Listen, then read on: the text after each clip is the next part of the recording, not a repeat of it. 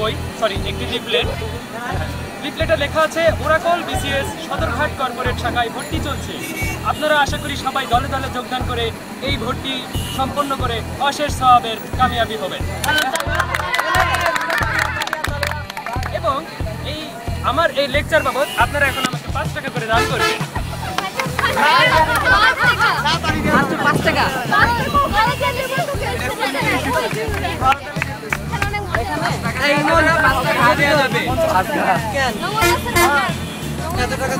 Ticket এবং খাওয়া বাবু এত টাকা নাই তো।